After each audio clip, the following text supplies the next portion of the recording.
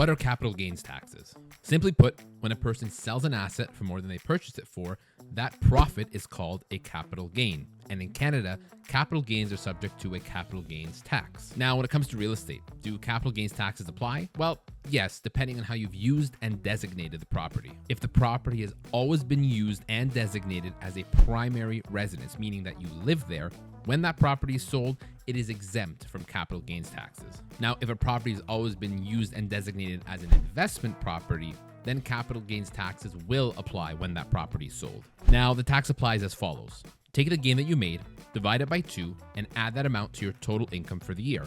This way, you're taxed at your marginal tax rate for that year. So for example, say you purchased an investment property for $1 million and eventually sold it at $1.2 million. You've made a capital gain of $200,000.